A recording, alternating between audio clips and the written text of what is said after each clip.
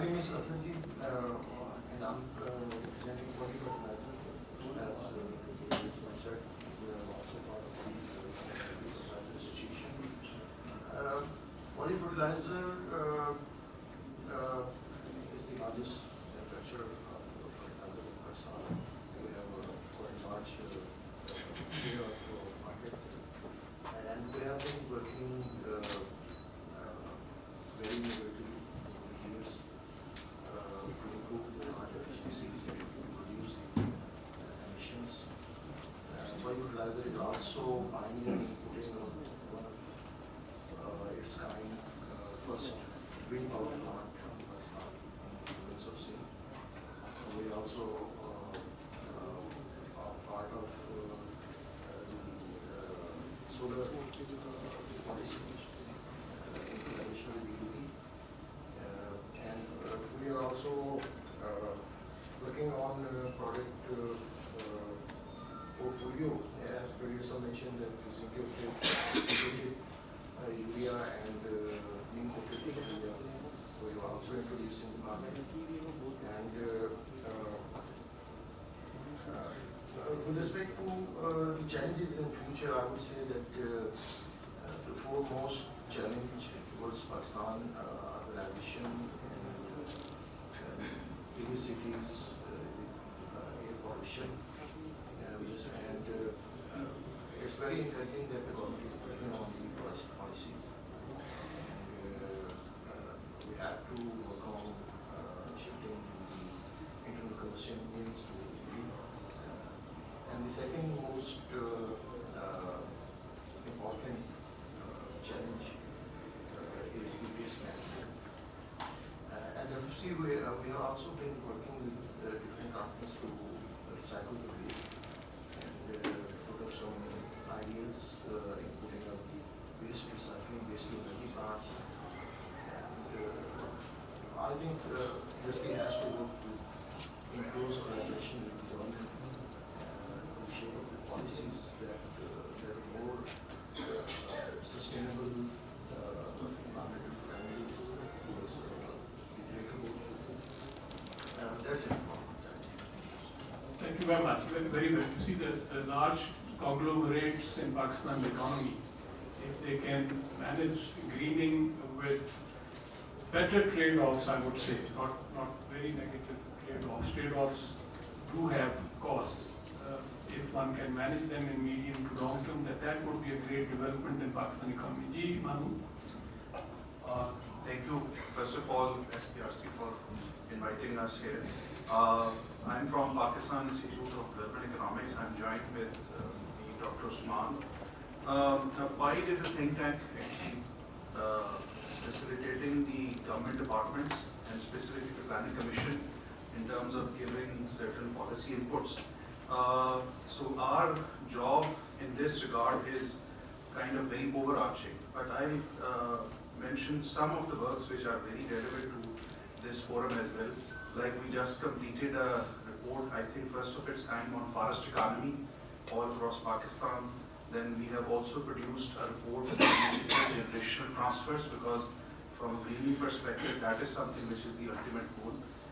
We have also recently worked at length in terms of the regulatory frameworks and how there are sludges, because if we are going to think about how the new regulations or the role of the regulators would be in the market, we have to think that how they are actually working now. We have also worked on the automobile industry. We have got a very detailed report on it in terms of how it is working. We have also worked on the EV policy, as also mentioned that the comments were solicited. And then we have a very novel kind of interaction with the planning and the overall things which are happening from the CPAC Center of Excellence perspective, which Dr. Saeed was the pioneer who helped that institution to be developed at PIDE. And fortunately, it's coming back to PIDE. In there, we have corridors now being worked with Chinese side from the green corridor perspective, technology perspective, information, and others. So from that overarching perspective, PIDE plays a very vital role. And all in that, since we are economists, so we take into account how the things should be taken from a resilience perspective. And just to inform the audience here that environmental economics had been one of our core areas of work in which we have produced a number of graduates as well at senior level, as well as produced very credible work which is often referred to. Thank you.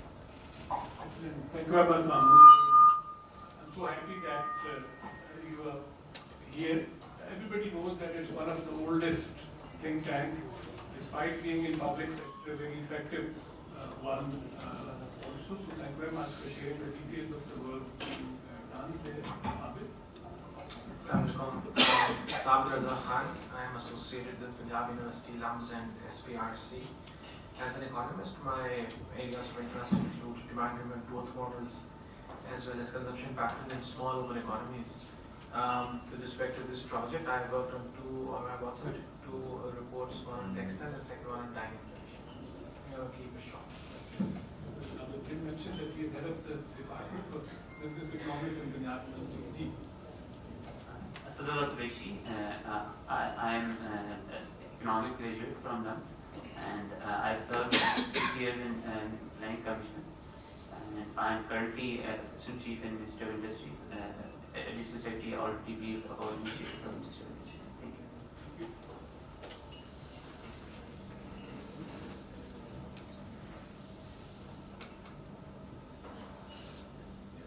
This is Fayaz bin Rahojo, and I'm working as the Additional Secretary in Environment, Climate Change and Coastal Development Authority, Government of Sindh. So we have three directorates: Climate Change, and Directorate of Environment, and Directorate of Coastal Development Authority. So the CPA, Sindh Environment Protection Agency, is working in the Directorate of Environment, and we have an act called Sindh Environmental Protection Act. CPA is working under that. And additionally, we are having Sindh Coastal Development Authority that is working in Director of Climate Coastal Development Authority. Then we have developed recently, we have enacted policy, the Sindh Climate Change Policy 2022. And additionally, we are working on Sindh Climate Change Act as well. So in addition to that, we are restructuring the Directorate of Climate Change, and we are hiring people from private sector on the MP1 and MP2 scales.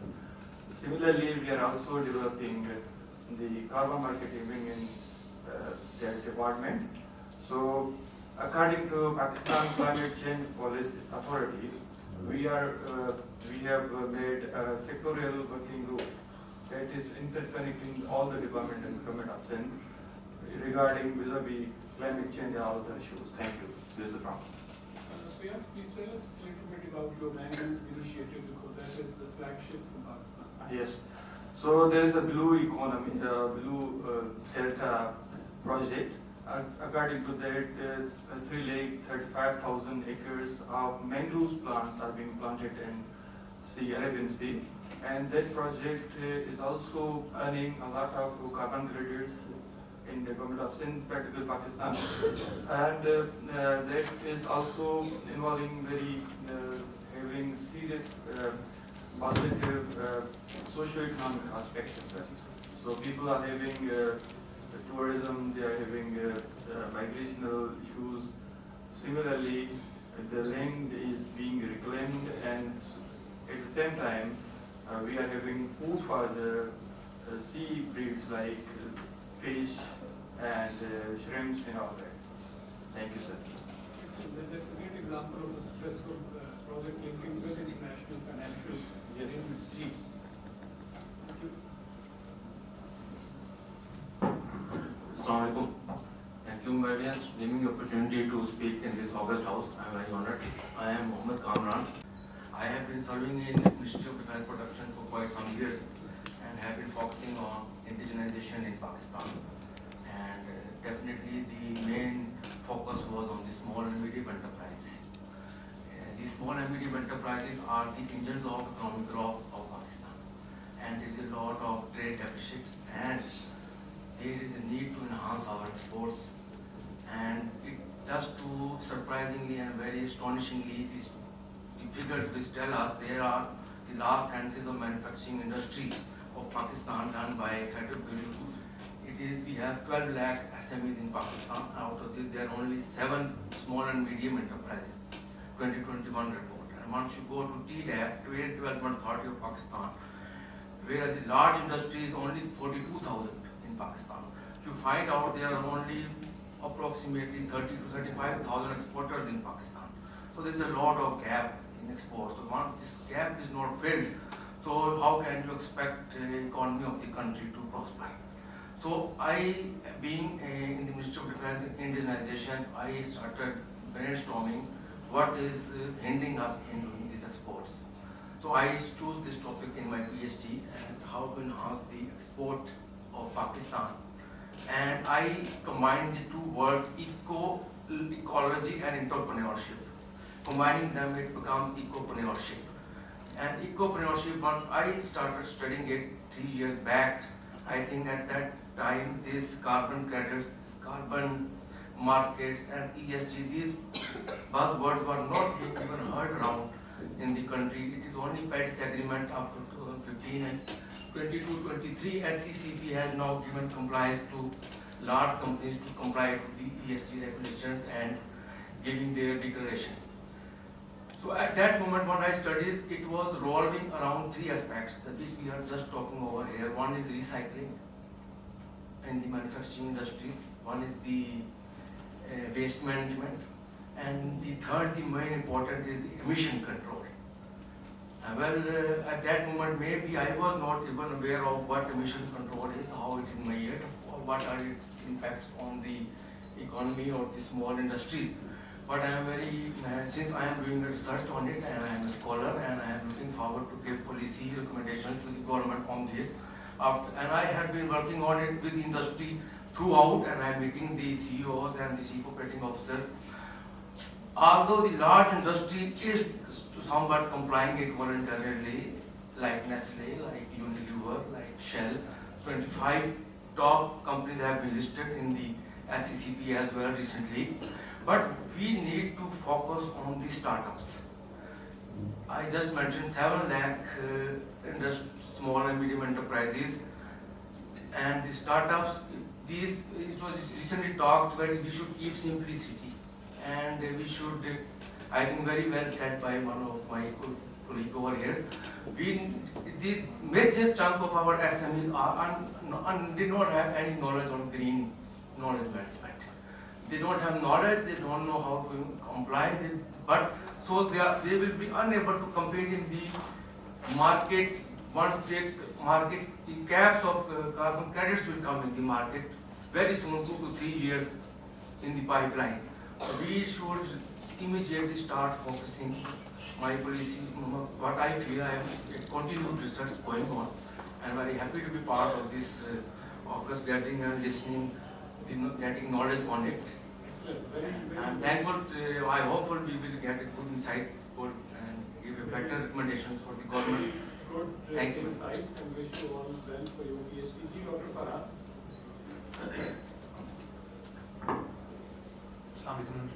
I'm Dr. Farhan Saeed, working as a professor, Department of Polymer and Post Engineering, UT Lahore. Majorly we are working on the sustainability of the polymers and the recycling of the polymers, and we are also working on the making new biodegradable polymers from the local raw materials. Just like we are working on the starch, and we have successfully converted the starch to the polymer, and we are making the different products from this thing. And I am also working with the different industries as a consultant, and we are doing projects with the different industries like Tetra Pak, big names, packages, and other big names as well. Thank you.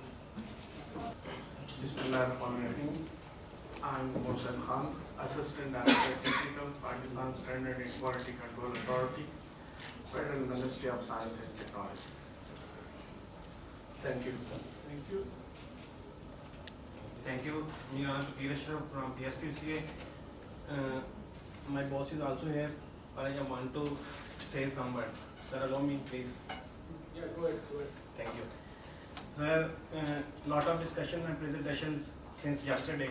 I came to a conclusion that lenient compliance of the government policies, inter-institutional and provincial rifts, conventional education system, and mindset of industry are the key hurdles in achieving the lean and green goal of transformative development.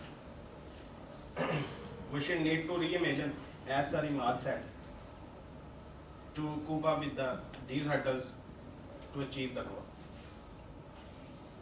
Thank you, sir. My name is Dr. Saeed from PSQCA. As you know well, all the PSQCA is a R&D organization. The PSQCA has developed the alternative energy fuel based on the biomass, which is available commonly in our fruit and vegetable mandi-based biomass, which is commonly in our gardens, sewage sludge and other waste which are available in our community. Basically, it is an alternative fuel which is relevant to less costly than coal and other fuels which are available in our system, have been utilized in the industry for their industrial processes. And one thing more added here, PSQCA has developed the gasification technology for the based on the municipal solid waste and RDF fluid waste, which is too much lean and green energy source for different processes which has been utilized in different industrial sector. And those areas where there is no gas is available, there is no electricity is available, that can be utilized from the base of the availability of the biomass available in that particular areas where the biomass is available and gasification technology can be utilized. One thing want to add more, there is no such standards are available for the composting, which I have requested, because the composting is an eco-friendly biofertilizer which has been developed from the biomass and available of the solid waste which is in our community in all the areas, even the waste produced from the offices or from the industrial setup or from other communities. And this, it is very important for us we must have to know the standards which are required for the, like the NEQS, National Environmental Quality Standard for the water and wastewater which is available in our system. And one thing is more, I request to the industry, you must have to give the space to the scientists and the researchers which are working in different R&D organizations. They must know the process of the industry which is occurring in that particular industry, like pharmaceutical or textile, whatsoever the industry is.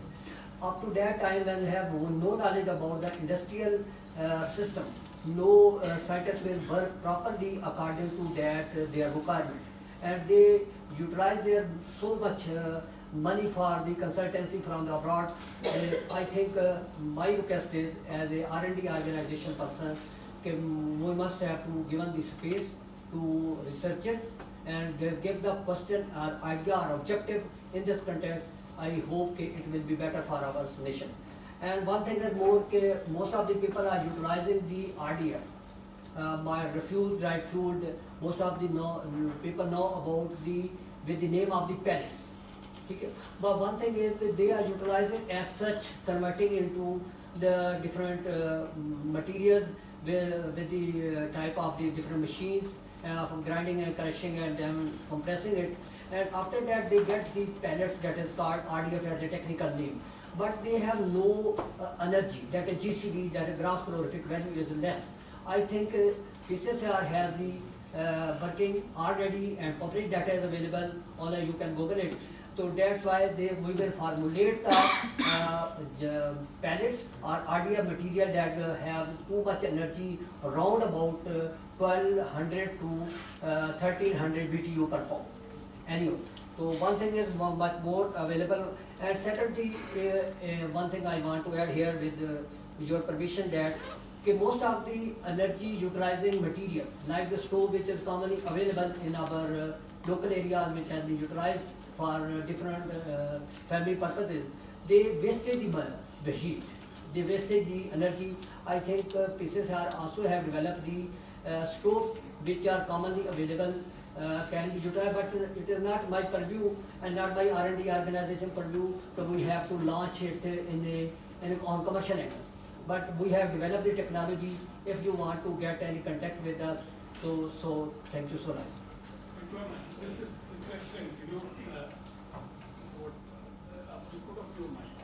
Well, what's happening is, the way I look at Dr. Stephanie is, that these are wonderful insights which are building up on the discussions of yesterday. So that is extremely important. I'll bring two questions from you to Dr. Alvi when we come to her. PCSIR is doing wonderful work.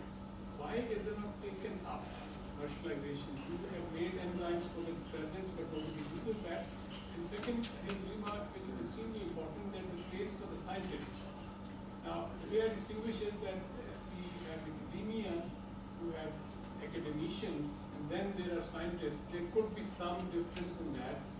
Do you think that traditional academia, by working with development partners, donors, is kind of pressing your space, because you're government servant and scientists in government servant get regular salary, and Dr. Amjad and UET gets projects. Is there some problem there, or maybe there's no problem? Good morning, ladies and gentlemen. I'm Dr. Tabinda Riaz from Institute of Polymer and Textile Engineering, University of the Punjab, Lahore. As a research scientist and a teacher, I emphasize mostly on two UN SDG goals, and my all the research publications are encircling these two goals. The first is goal number 3, good health and well-being. As a textile engineer and also polymer analyst, I publish most of my research, and I do conduct my research in biodegradable and biocompatible polymers, use of them, and creating indigenous products, and using local resources to produce different products for biomedical applications. And the second arena of my research is water filtration and desalination. That is the most important aspect in Pakistan, because we are facing water scarcity, and also there is a huge amount of effluent that is being produced from textile industry that needs to be treated. And most of my publications are on water filtration and desalination for chromium-6 removal, arsenic removal, and also heavy metals from that.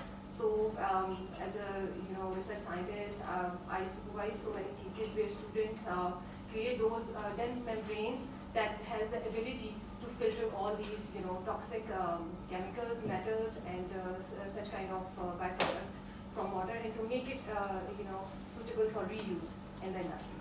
That's it from my side. Thank you very much. You see, what we heard from PCSIR and then Punjab University, in the context of local solutions, there are perhaps in many areas or some areas, provide those solutions when it comes to you to tell us that why the industry doesn't pick these local solutions. There is a problem, or next comes is that the technology providers, they go after some fancy solutions international, or do they get it from the local resources, or are they also very expensive? That when you go to, let's say, PCSIR or to Punjab University, it's hard to work with them. थोड़ा सा हमें expedite करना है इस round को, though it's extremely useful. Thank you so very much. I'm Professor Dr. Amjad from the Mechanical Engineering Department of one of the prestigious engineering university, University of Engineering Technology, Lahore.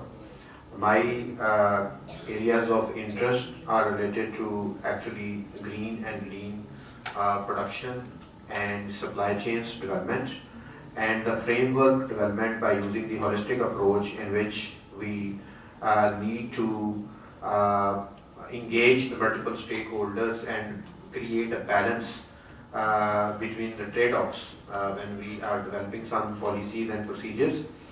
Some of the studies that I have recently published, one textile sector's baseline case study on GHG emissions, including all the processes being used in the textile sector, that has been published on the GHG emissions. One study that we have recently published on how we can develop the resilient supply chains in the context of vulnerabilities, disturbances, as well as a green GHG emissions reduction.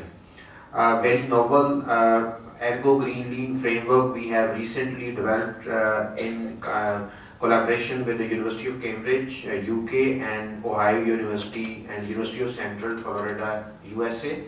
That is basically a holistic approach for the integration of ergonomics, which is the human factors well-being at the workplace. That is the social governance element in ESG framework. And green practices, that is related to the promotion of green practices in the production setups for GHG reduction, and a lean for the productivity improvement. We developed one case study that has been published, and but the second case study is under development. One of my student group is working on that one. Another project that we are right now working in collaboration with the industry is the promotion of digital technologies for achieving the green and lean objectives. Just on the quick note, Industry 4 and Industry 5. You know, Industry 4 is a buzzword everybody knows about, the digitalization. Industry 5 is the modern concept that is basically related to the social aspect. Whenever we are trying to develop some technology, we need to think human at the center of that. That is the human-centered design approach. This is something that this term has been coined by the Japanese, companies managers, and this would be the future. One quick note I would like to share, that when we talk about the industrial collaborations, there's always a debate that industries are not giving the space to the academic people, and the academician and the industrialists are saying that we should get the support from the government to do that. I have a different kind of experience. Yes, there are some hurdles, some problems, but most of the time, whenever I contacted an industry has provided me the space as well as to me, as well as to my students. The objectivity is sometimes we are actually just working for the research articles, having the impact factor and getting the promotions in the academic settings. Industry want the research and the real-time solutions that have the socio-economic impact, as well as the cost cutting of reduction in their cost. And sometimes there is a mismatch between the academic people as well as we need to develop some framework at the Higher Education Commission level, as well as the Ministry of Industries, and to address the national challenges in which the contributions from the academic people, they should be they should get some incentives to them to work with the industries, and industries are open to. I have the experience that they are feeling the problem. Whenever we go to them, they share their problems openly, and actually we also have to come out of our classrooms and work on the shop floors with the local industrial people. Thank you. Assalamu alaikum, good morning.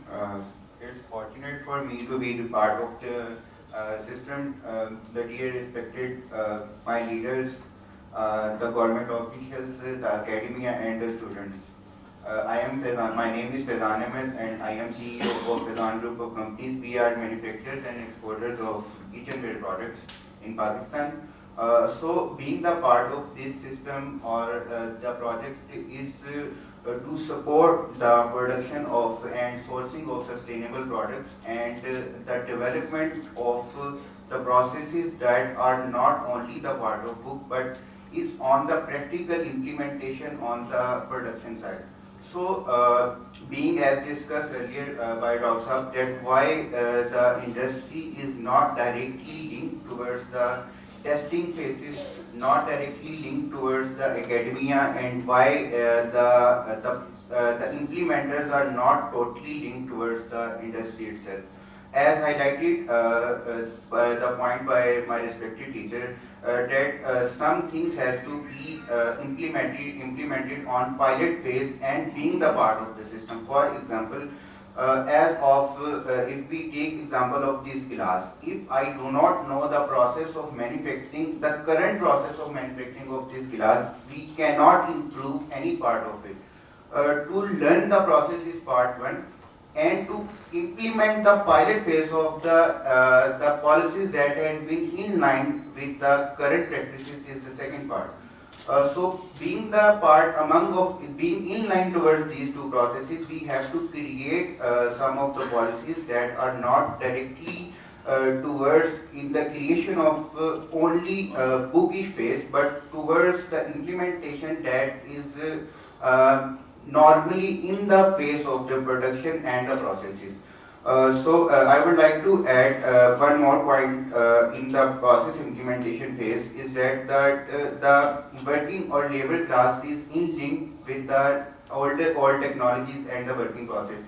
And that's our practical experiences that if we implement a new phase or technology in the system, the working or labor class will oppose that in the start. And we have to implement it on the pilot phase first, get to know the experiences and the challenges we have to in the enforcement of these policies, and then we can only implement that.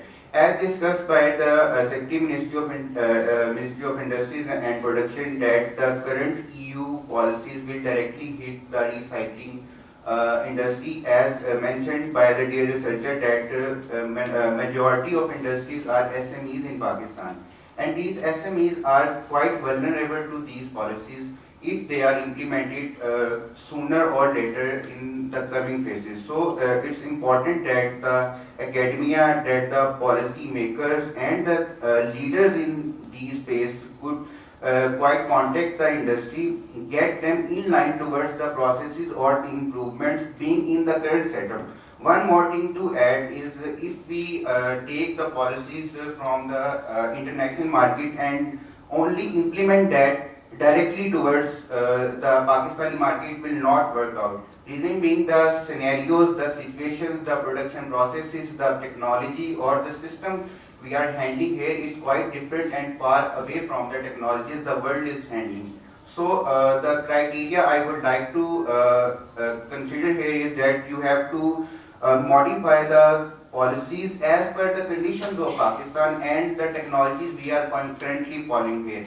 And after that, after modifying these should be implemented on pilot phase, learn through the processes, all of the process, and then we can have the sustainable and eco-sustainable products here developed and be in pace towards the world the world is going to have later on. Thank you very much. Thank you very much. Thank you very much. He has been trying to assist us in carrying out the study on aluminum sector, and then even as industry, he is a very successful industrialist also for 2 full days. I really appreciate that. Very good morning. I am Amjad Mahmood, representing Technology and Management Integratics. We are a consultancy company working with local as well as global industry partners on areas related to ESG compliance, energy environment nexus, lean production, decarbonization, implementation, and promotion of social governance. We are also working on developing and providing AI-enabled software solutions for carbon accounting, for streamlining operations, and ESG reporting mechanisms. Just on a quick note, what the discussion was going on previously with Dr. Amjad and Fezan and the fellow from PSQCA.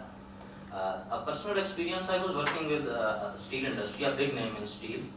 We had full support from the management, but it took us 4 months to get that support from the workers. We had everything, we had designed the solution, we implemented that, but for 4 years it was of no use. It took us that much time, 2 to 3 days a week, and pure Punjabi conversation with the workers that convinced them that this is something useful. So I think when we talk about industry-academia collaboration, we should also not forget the workers, and we need to talk to them in their terms. Most of the times our colleagues from industry and academia, they are very learned people, they know the concepts, but sometimes there is a mismatch of language. That is a major problem in industry-academia linkage as well. Thank you. Thank you very much. This is an extremely important point. We talk about localization, local context, but the how part is extremely important. जी बात कीजिए आगे.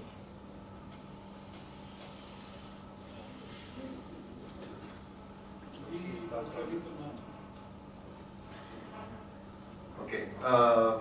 Dr. Safdar, Dr. Stephanie, hello everyone, good morning. My name is Ali Salman. I am Executive Director of Prime Institute, which is an independent economic policy think tank and talking about free markets mostly. so I'm a slightly misfit here. I must confess that I have not done much work on the important area of green industrialization, but I'd like to mention a couple of points based on some past work actually we did. But let me just reiterate one important principle from economics 101, and that is economics tells us that incentives matter. And I'll just relate it with two particular cases which we have been talking about since yesterday. One is the e-bikes. To me, that we are possibly ignoring a fundamental reality that we talk about e-bikes, the costs of conversion to e-bikes from the conventional combustion to e-bikes because of the cost of electricity. I don't think that the government has done enough cost-benefit analysis to actually make a convincing case that we can actually switch to e-bikes that easily. Because obviously they will need reliable and affordable electricity, which is not there. And so I think we must be cautious about that. Secondly, Dr. Safdar, I think you mentioned today this morning, and I hope I got it wrong, you said something like wheat should not be produced for profit. Okay, so yeah, you got it right. So again, incentives matter.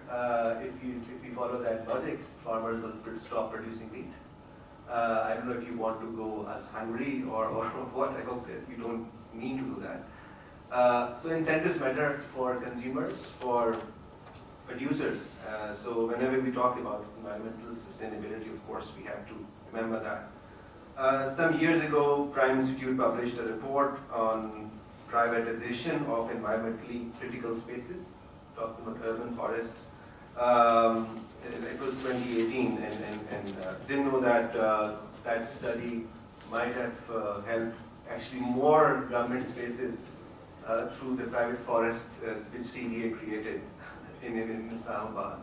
But I think there is a case to be made where we can talk about market entry principles. So I'll just mention one more example, which is quite successful, that is trophy hunting, where we have created incentives for sustainability of wildlife, allowing the hunting as a private property, and then people have come up for their own good, and they have actually helped to grow the forests and grounds. So I think the principle which we all should remember is incentives matter for all these stakeholders. Thank you. Good. Would you be okay if I use the word profiteering instead of profit? Okay, I can give you that word.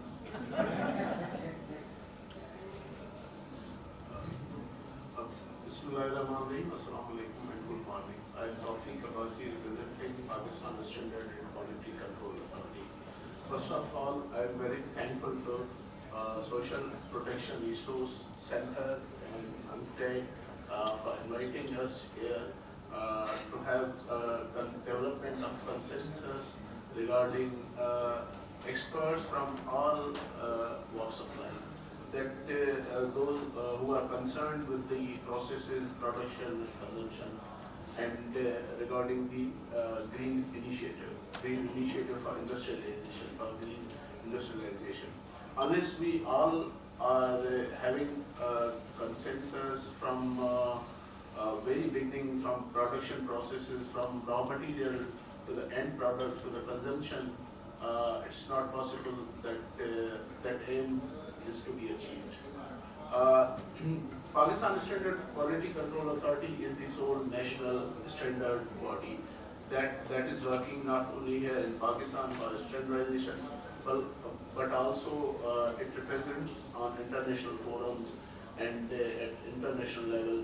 We work in close collaboration with not only with regional organization, international organization, United Nations agencies. Many of the United National agencies work with us, like Food and Agricultural Organization of United Nations that work with us for reduction of aflatoxin and for to eliminate other diseases, to enhance Pakistan's exports. Like we work with WHO regarding the reduction of trans fatty acids, and it's really a good news for Pakistan that with the efforts of all stakeholders, we have reduced the aflatoxin trans fatty acids that's very vulnerable for the heart diseases. That it has been, according to now, international standards, 2%, 2 grams per 100 grams, as per WHO standards. That's with the help of WHO and other UN agencies and Pakistan agencies all concerned. And first of all, important thing is that standardization is not an isolated project. It's a close collaboration with all the stakeholders like industrialists, consumer associations, like manufacturers, like academia, like everyone who wants to. We invite everyone to come and participate in the process of standardization.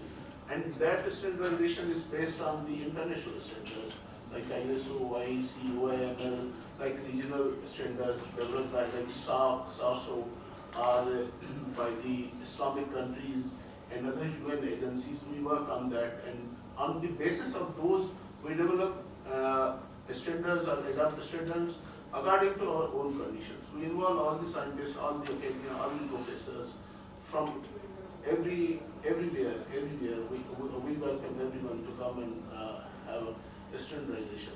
And there are 177 technical committees and more than 3,000 experts work in there. And it's all open to everyone, to government agencies, and we also work in close collaboration with the provincial agencies as well, government agencies like the flagship project is again the harmonization of food standards. We have harmonized more than 400 food standards with all provinces, and that's the flagship, and like TFA and other 400 standards. Now there is a harmony on food standards, and the implementation and the monitoring like that has been also resolved with the all provincial governments. So it's a successful story, and they also accept that. Thank you very much. Thank you very much, Abbasi. We have been steering the PSQCA, which is one of the most important and sensitive organization in terms of breathing. Started from Karachi with his team and with us, so that's highly appreciated. You see, this development of standards is fine, but you need to do a better act at letting people know that you are equally serious about the enforcement also. So I personally know that PSQCA has massively invested in on the enforcement side also.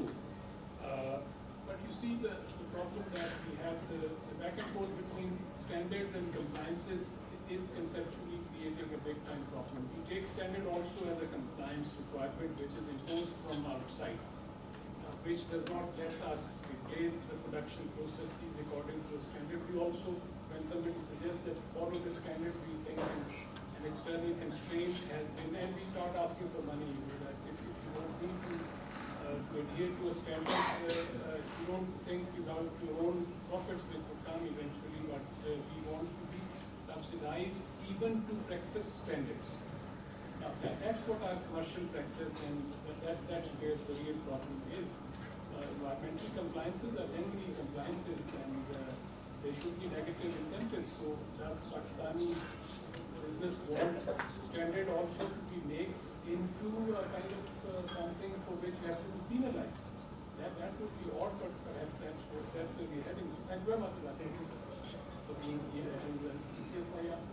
And I must thank again the Chief Scientific Officer of PCSIR, again traveled from Karachi, and we're really delighted to have you. And please do address these two questions which your colleague has. Okay, I'm representing PCSIR Laboratories, PCSIR, which is the premier R&D organization of Pakistan, and the aim of our organization is to provide cost-effective solutions for industries, academia, and other regulatory authorities. And we are providing testing services, consultancy, technical support to industry, and we are providing testing services. Okay. The scientists of PSQCA have developed very sustainable industrial processes for wastewater treatment technologies. We have developed IDF as discussed by Khalid, and we have also developed composting techniques, biogas plants, organic fertilizers and pesticides, and our labs are providing flue gas, ambient air, water and wastewater as well as US. We are providing testing of these substance monitoring, and we are also performing studies on microplastic, PUPs, heavy metals, screening and accumulation of the environment.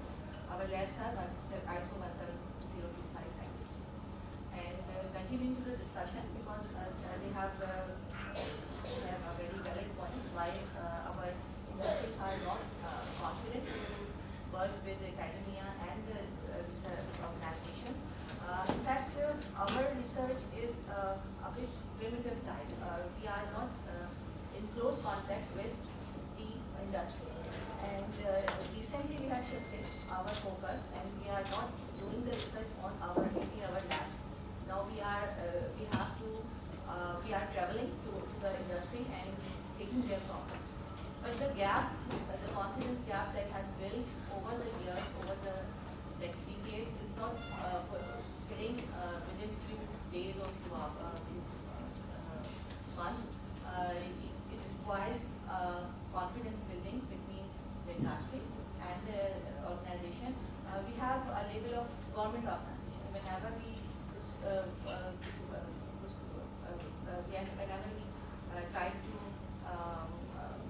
proceed to any industry, it's thought that okay, they are implementing any other regulatory or something, some barrier to us. That's why we are a bit not confident to give us the full information. But when they are having any issues, they consult, they come towards us, and once the license is built, they become our regular client. They bring their problems to us and get solutions. So I guess this gap should be filled, and we are here. Our doors are open to all. Whenever, I need to say on behalf of PSQCA that we are not publishing anything without the consent of our client. We are always give full confidentiality to our clients, and whatever we have conceived during the we take in confidence our clients that okay, if you are confident with that, we will publish it, otherwise we won't. Excellent, excellent. I think Dr. Das talked about the need of government agencies reimagining themselves. So you're gracious in accepting that some government agencies may have that confidence gap of putting that working behind closed doors in the labs, and now after years when some issues of this format may have to be. So this is wonderful. I think this is so good to hear from the leadership of PSQCA that they are keeping pace. This must be good news for all of us. Islamabad, why didn't you benefit from PSQCA? We have been in close collaboration with PSQCA, and yes, and in fact for the compilation of state of environment report, we have sought their help, and they have given us technical input for a number of our projects like water quality monitoring station, air quality monitoring station, ENCR.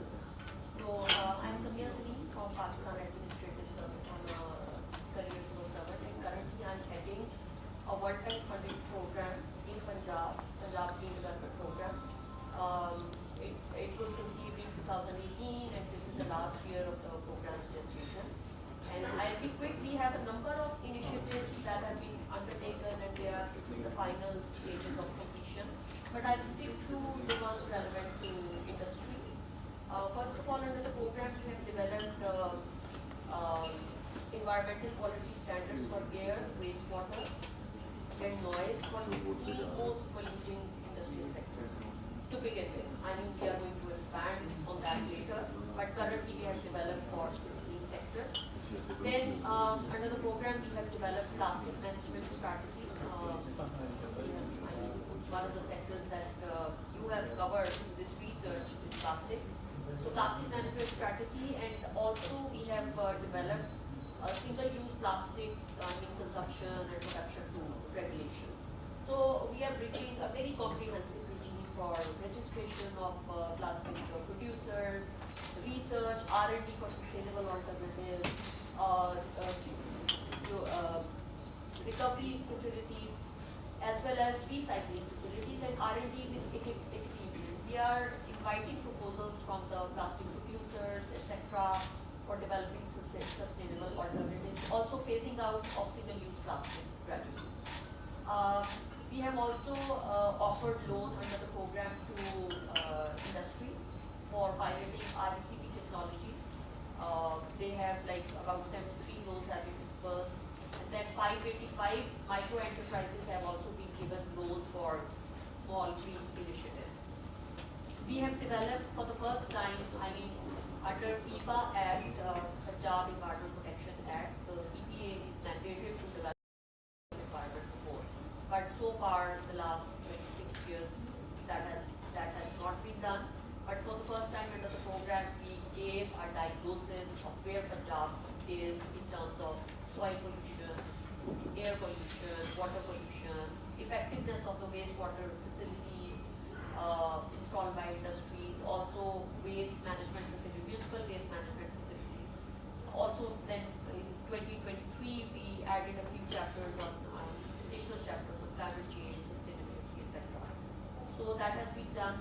And then we have established an endowment fund worth $50 million for, and it is open for proposals from both the public and private sectors, including the industries, for piloting of any green initiatives, climate-friendly initiatives, any research that the academia wants to do, any public-private sector projects. So briefly about the program. Thank you. That's excellent. So you took 46 years in bringing out state of environment. Yes. Not us. I mean, department. I thought I did not hear it properly. I knew that PEPA, Punjab Environmental Protection Act, stipulates self-reporting by the industry, which would have made such a big difference if they had been actually reporting, but it's okay. Now with young leadership, we have a lot of hopes, and one little question, Samit. I saw this advertisement on registering, on asking the plastic people to register. Now, are they not suspecting that you are up something nasty against them? Actually, we carried out extensive consultations with the plastic producers. Even we carried out very extensive rounds of awareness across divisional, headquarters with the manufacturers as well as industry and academia. So they have been informed, and we are trying to encourage them to register. And I'm sure there are certain reservations by the plastic producers. Of course, the message has been out. I have a deputy director of EPA sitting with me, and EPA has been conducting raids on, a ban has been put on single-use plastics, especially phasing out of the plastic shopping bags of certain thickness. So the word has been out, and we are trying to register them. I'm sure there are a lot of reservations. Also, there were a lot of reservations by the multinationals as well, especially for multi-layered packaging, because it involves foods, and so there has been some reservation, but of course we have to work with them, not entirely from a regulatory perspective and enforcement of fines and penalties, but we want to bring them into build confidence to the plastic. I think it's important. The reason I asked this question is that the times have changed. I was Director General Trade Policy 12 years before, and we tried to regulate the plastic recyclers, and the registration was one of the first steps, and we got approved after a lot of consultations with the industry. The policy from the cabinet. Next day there were 60 stay orders. 60 stay orders from different courts all over Pakistan against that policy, and it never took off. But now I think times have changed, and industry also given. Sir, we feel, I mean, so far we have more than 500 registrations by the industry. This is already.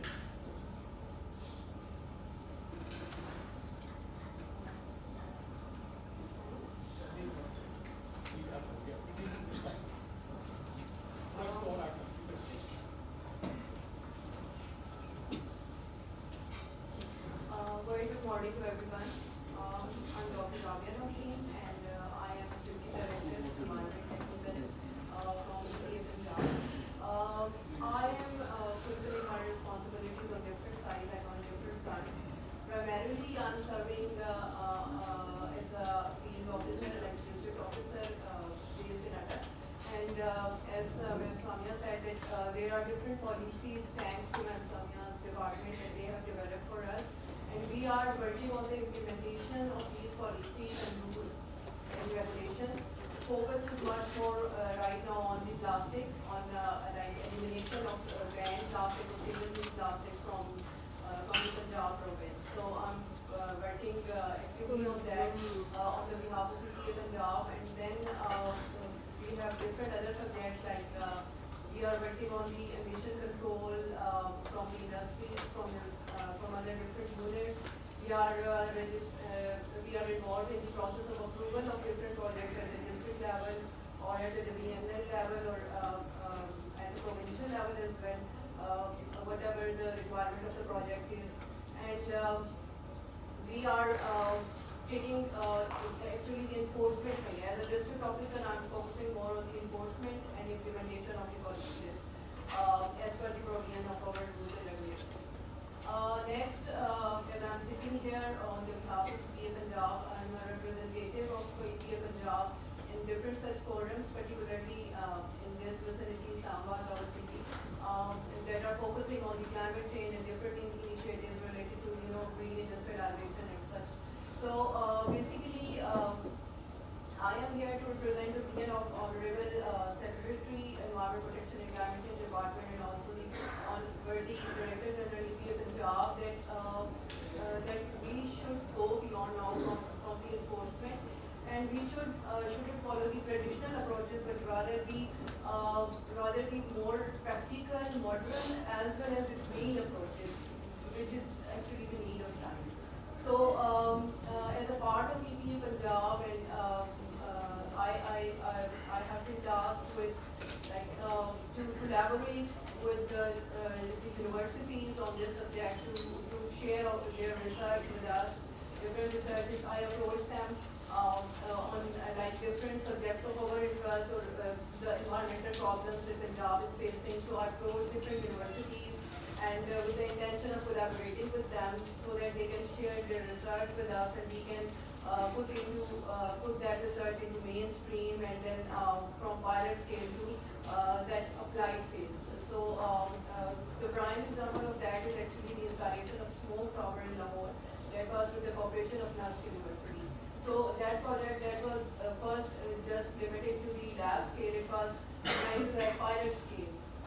And now it is in testing phase, and if it is proven successful, so it will be implemented on the larger scale in the Punjab province. Similarly, we have also different projects that we are actually through this forum. I would like to request the industry to research institutes, universities, if they are here, to approach PSQCA Punjab to share the research with us, and we will facilitate them as much as we can in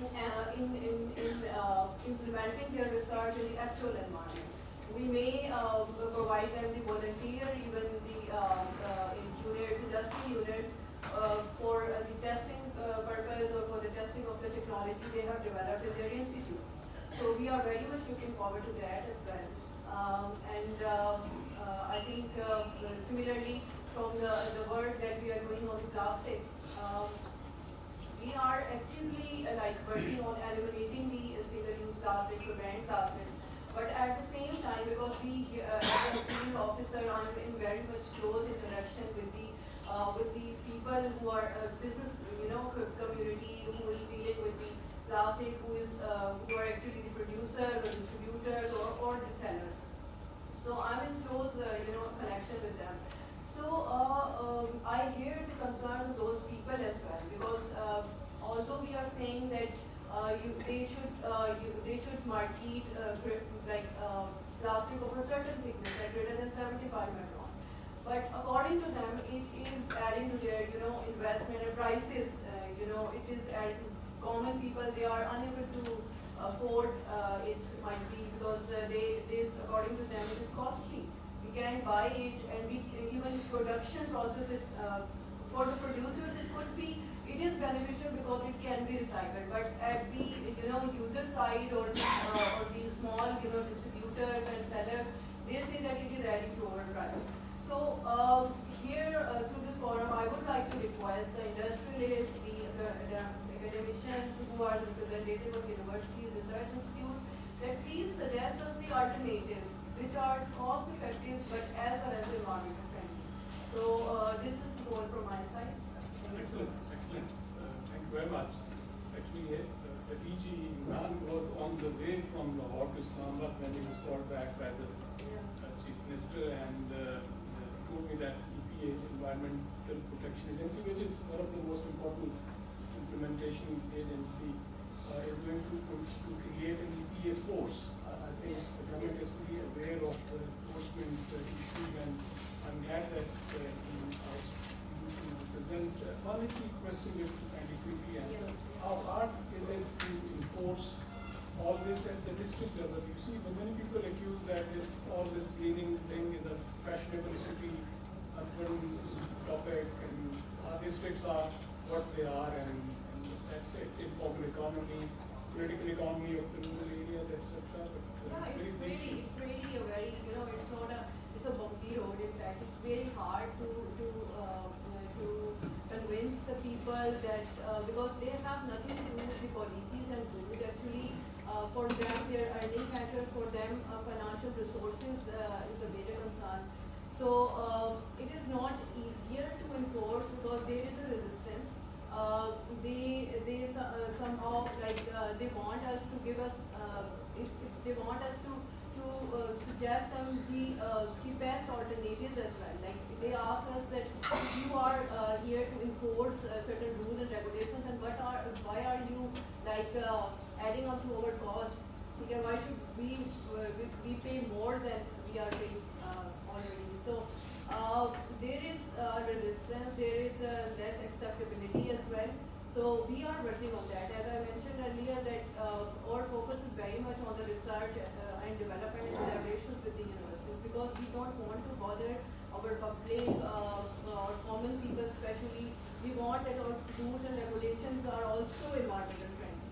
So with the cooperation of, I think, academia and research institutes, not very quickly, but it will take time. But later on, we will be able to figure out that what are the environmental friendly and what are the, in terms of acceptability, the viable solutions that we can have. So, and the way if we get those viable solutions, we will be able to amend our policies and rules regulations accordingly. So yes, it is not easier, but we are trying to make it easier with the cooperation of academia. I think the day Pakistan districts change, everything would change.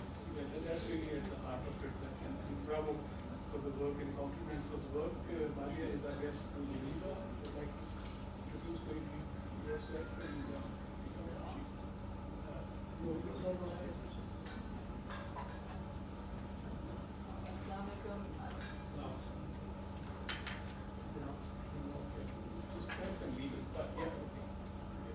Assalamualaikum, my name is Maria Ahmed.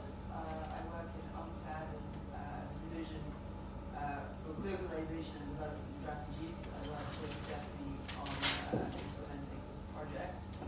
I guess one thing that I thought would be of interest to mention to all the policymakers in this room is that one of the outputs of this project is to develop training, online training on green industrialization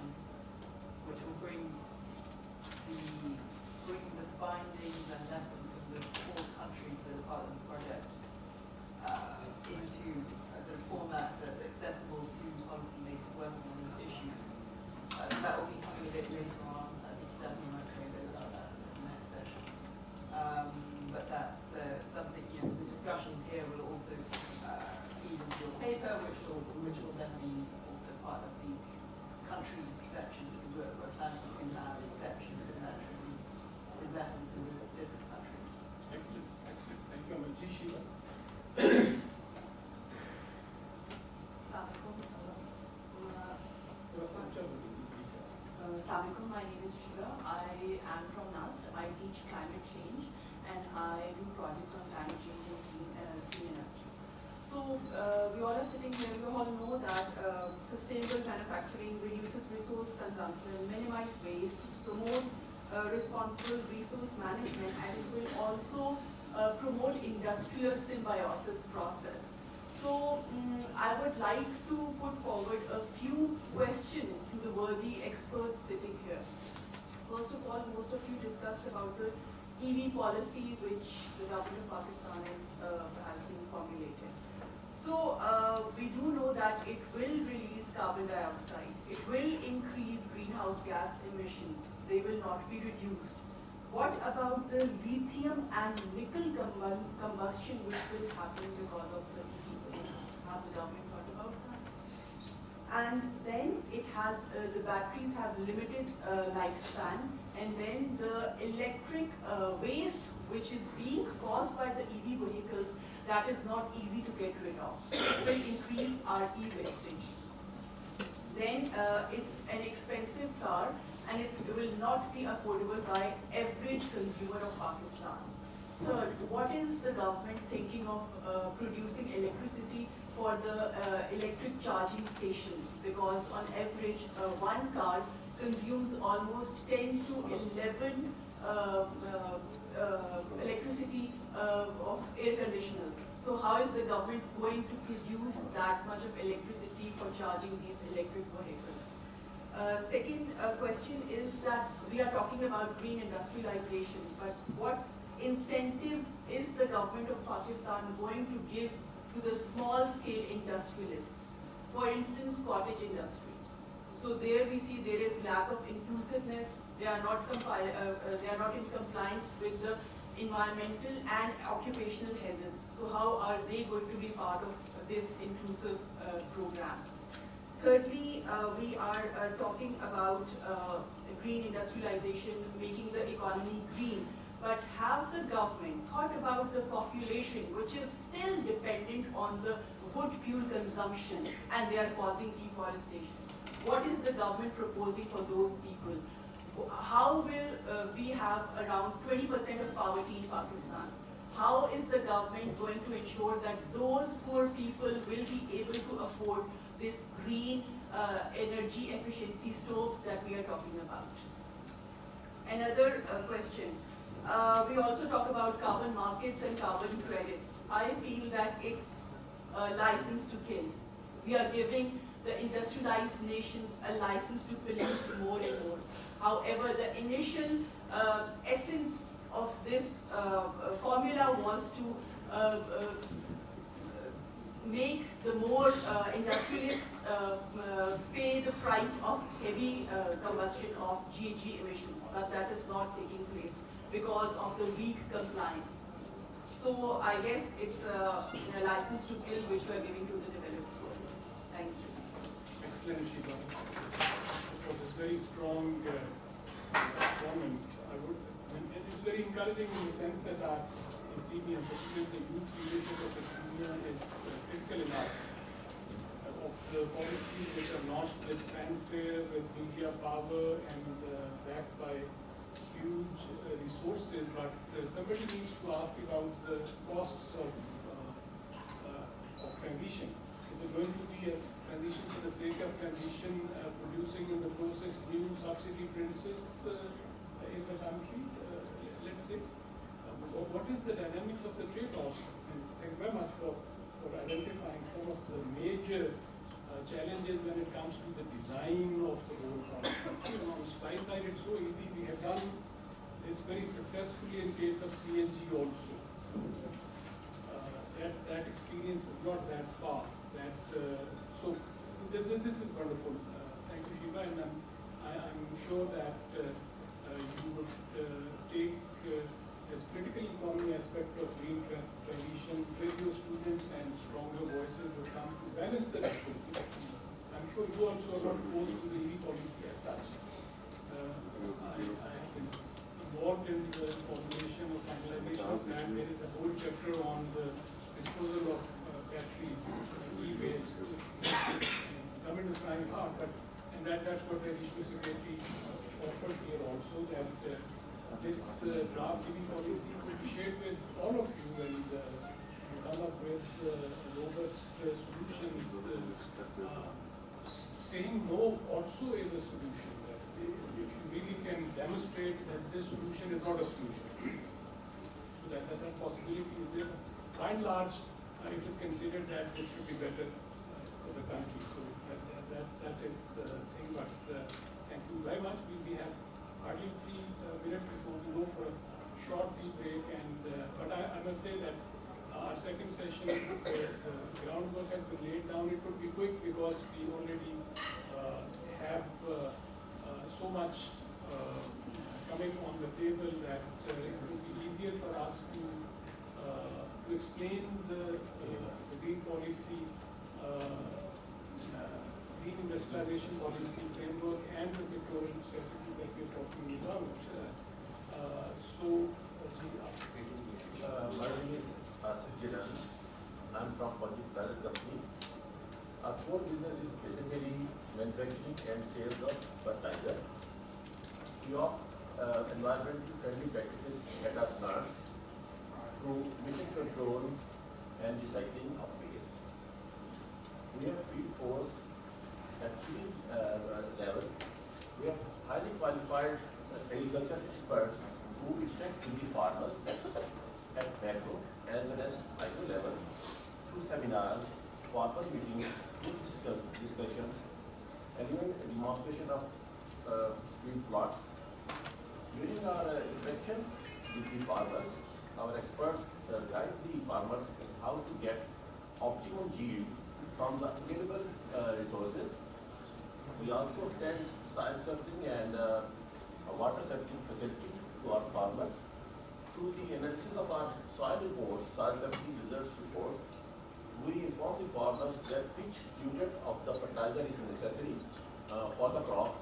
So in this way, we help to reduce the lean man has been talking about. So far as the clean energy is concerned, we are also involved in big power generation projects. Excellent. That's excellent. Thank you very much for your presence. And it's my pleasure to introduce Mr. George Sleen on my right, who has come early for his session, which is very good to be in time. That is delayed a little bit. I apologize for that also. But Mr. George belongs to the 13th Common Training Program of Foreign Office, the Special Secretary Foreign Office, and has many important positions. But most recent, which is relevant to us also, he is the president of Institute of Regional Studies. And we are going to discuss about the regional partnerships in the session after the current session. And I think it's equally important to say that we were together in London College for Masters of English, and I know the other Johar also, and he knows other Sattar also. The last but not the least is my pleasure to introduce Dr. Asif, a young economist who has single-handedly established a very large network of economists in the country with 120 universities linked up and more than 400 economists. Irfan, how much green is your forum very quickly? Thank you. Assalamu alaikum. I'm same as like Dr. Islamabad. I'm also the in that forum, but as this is by Dr. Secetary, our platform is available for formulating this green and transformation development at a broader spectrum, because we are from the research and academia sides, and we will appreciate the effort of Dr. Secetary to help you at a broader spectrum. Because the Pakistan, the Iraq, called the Protestant, and the era of the hosting society. So at that time, this hot topic is very important, and I really appreciate the effort the SPRC and the entire team for initiating this. Thank you. Thank you very much. I wish Pakistan sees the popular economics also with takes these issues up. Thank you very much, Irfan, for traveling particularly to attend our session. Is there any colleague on the backside who would like to say anything? We're very happy to have students who are MPhil PhD students of environment